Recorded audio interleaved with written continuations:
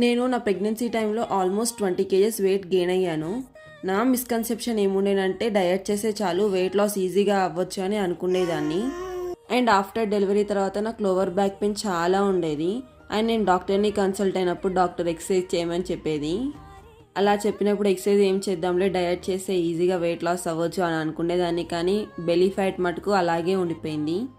Post partum బెల్లీని తగ్గడానికి నా తిప్పలు అలా ఇలా లేవు. అందుకని మార్నింగ్ 6కే లేసి డైలీ ఒక 1 hour ఎక్సర్సైజ్ చేయడం అయితే స్టార్ట్ చేశాను. అండ్ ఆల్సో ఇవాళ నా బ్రేక్ఫాస్ట్ కింద ఇలా వెజిటేబుల్ సూప్ అయితే ప్రిపేర్ చేసుకున్నాను. టేస్ట్ అయితే చాలా బాగా వచ్చింది. అండ్ లంచ్లోకి వచ్చేసి నేను ఇలా జోవర్ రోటీ, బీట్రూట్ ఫ్రై, తోటకూర కర్రీ అండ్ కొంచెం అన్నంతోనైతే తిన్నాను. మ్యాక్సిమం పోషన్ కంట్రోల్ చేయడానికి ట్రై చేస్తున్నాను. మనం మన డైట్లో daily 3 to 4 liters of water తాగడానికి అయితే ట్రై చేయాలి. అండ్ నేను ఇవాళ 6 PM స్నాక్స్ కింద వాటర్ మిలన్ అండ్ కొంచెం నట్స్ అయితే తిన్నాను. అండ్ డే అయితే ఇలా బటర్ మిల్క్తో అయితే ఎండ్ చేశాను. ఇవాళకి ఇంతే వీడియో. Bye bye.